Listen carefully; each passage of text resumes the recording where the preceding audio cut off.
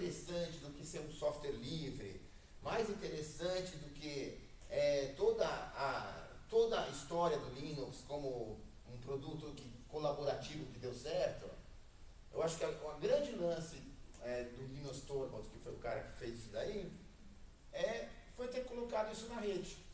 Na hora que ele pegou um código, colocou na rede, para outras pessoas poderem mexer, para outras pessoas poderem trabalhar o mesmo produto, e isso daqui, de uma certa forma, criou algumas regras que fizeram um desenvolvimento funcionar, deu certo.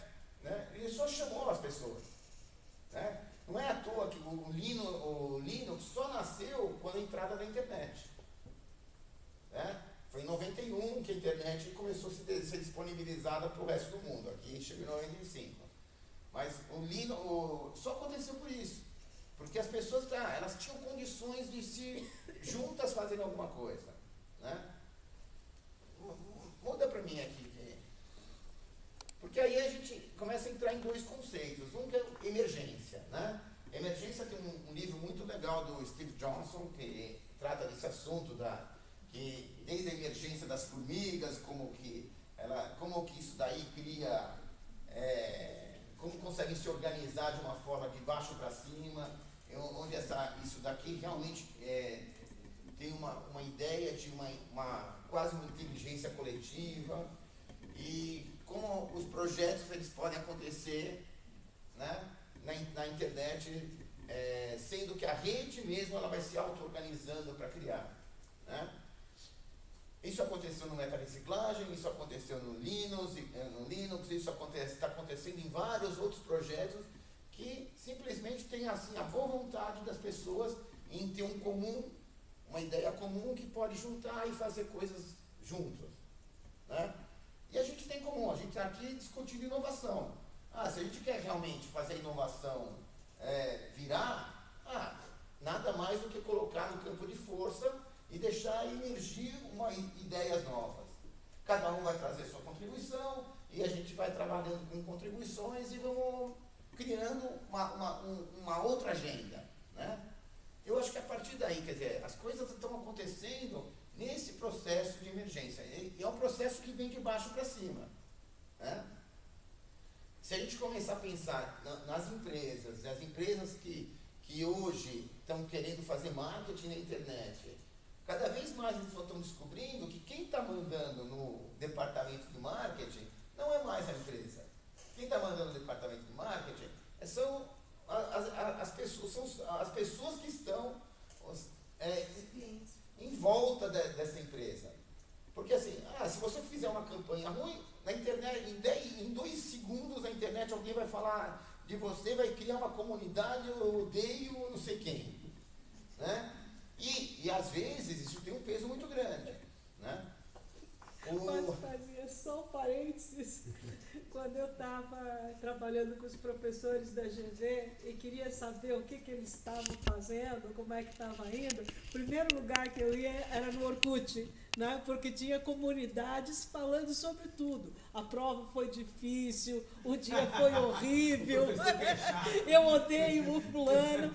Né? Era lá, embora na instituição se discutisse muito assim, devemos abrir, não devemos abrir, devemos deixar, não devemos deixar, a coisa já estava acontecendo num outro nível e indo por conta própria. Isso eu acho que é muito essa relação da emergência do bottom-up. Né? Você cerca por aqui e ele sai por outro lado.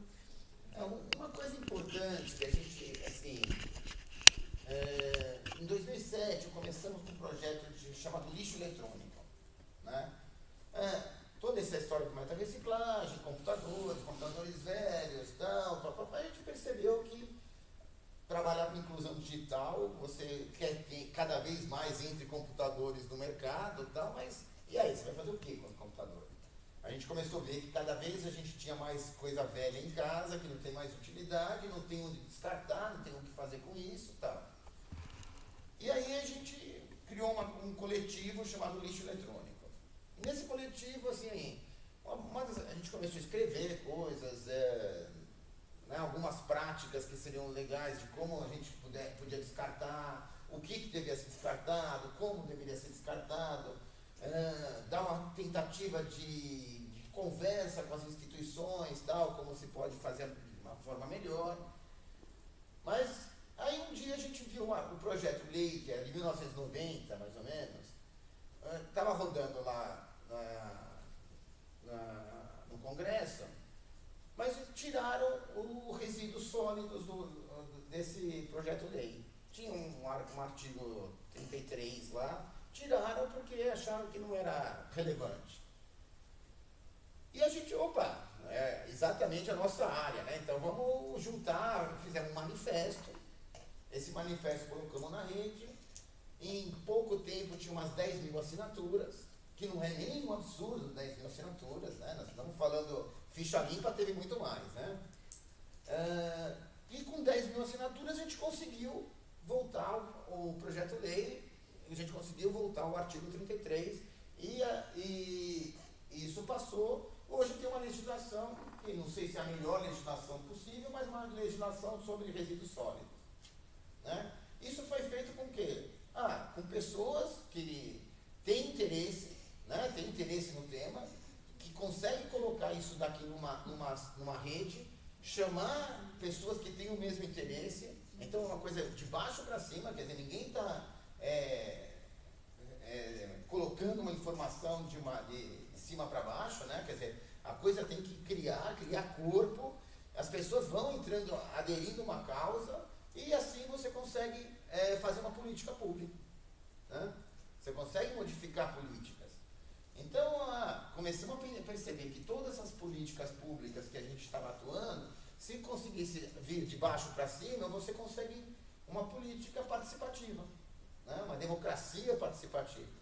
Esse é um caminho interessante, esse é um caminho que a gente atua muito, né? Quer dizer, eu acho que todos esses movimentos de internet, que surgiram em redes e tal, eles têm esse tipo de visão.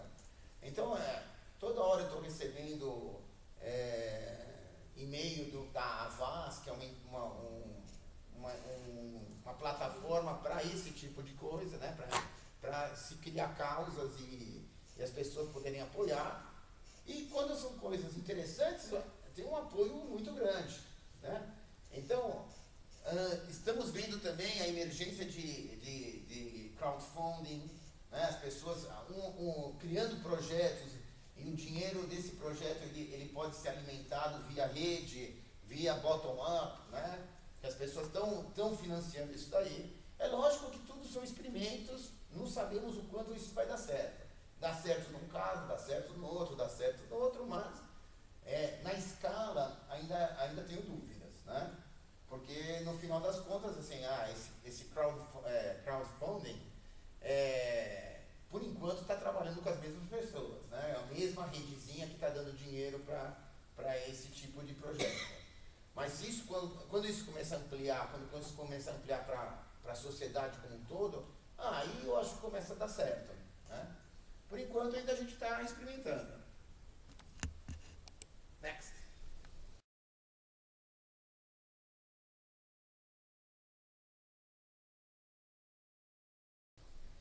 Então, aí a gente vem com outro, quer dizer, como essa rede começa a se organizar, né? Então a gente já percebe que assim, é uma rede que é um pouco mais livre. Ela é livre por quê? Porque ela tem agenciado a liberdade como forma primeira de relação.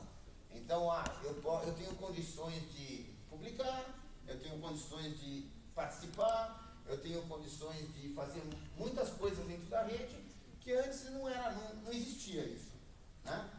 Essa rede começa a se tornar um pouco mais interessante.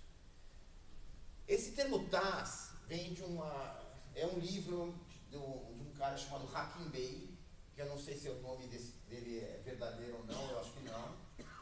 Mas talvez tenha sido o pensamento mais original que coube na internet, né? É um livrinho muito fininho, aqui no Brasil ele é publicado pela Conrad, na internet você pode baixar. Não é um livro criado para a internet, ele é um livro que foi feito para revoluções, né?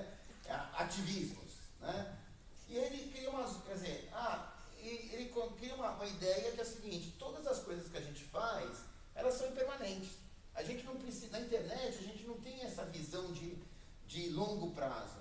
Porque às vezes a gente precisa resolver o problema só do lixo eletrônico do artigo 33. Então o que eu vou fazer? Eu vou juntar um pessoal para resolver o problema, as coisas se dissipam, né?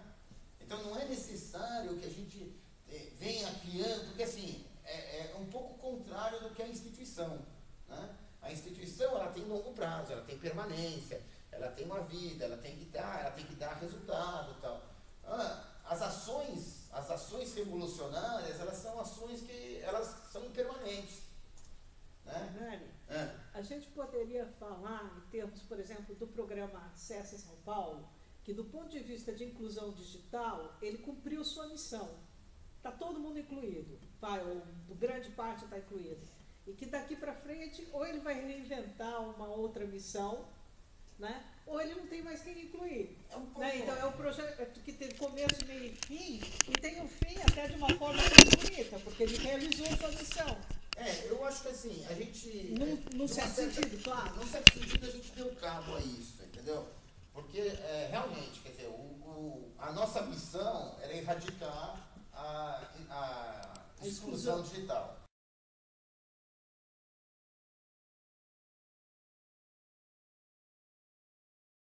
Né? Quer dizer, é uma missão que ela destruía o próprio projeto, né?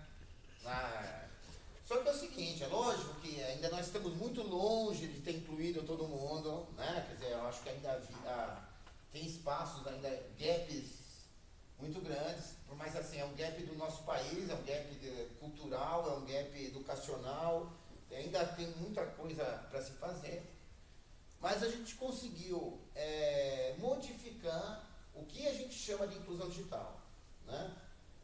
Inclusão digital não é só o acesso ao computador, à internet, etc. A gente conseguiu que isso daqui fosse um acesso um pouco diferente, né? Começamos a criar projetos, a ideia de rede de projetos, onde as pessoas possam estar em rede, fazendo coisas, e isso daí é publicizado nessa rede, então as pessoas começam a trocar informação. Isso daí foi um projeto que demorou quase 5 ou 6 anos para implementar, né? Hoje, a gente está vendo assim, hoje é um projeto interessante, porque que tem uns 300 projetos rolando no estado de São Paulo, pessoas que que são sim, voluntários, monitores ou usuários do programa Acessa São Paulo, mas no final das contas eles estão conseguindo criar projetos, criar coisas que em benefício próprio, em benefício da comunidade, né? E isso daí que faz a diferença, quer dizer, quando o cara começa, ele se empodera, porque na hora que você começa a fazer um projeto legal, tal, e você tem evidência, né? Você consegue ter evidência por isso, você vai mudar a tua forma mesmo de buscar as coisas, você começa a pesquisar mais, você tem uma vontade, você tem um comum, né? Quando você tem uma coisa que você quer fazer, que você tem tá no barato de fazer, você vai atrás, né?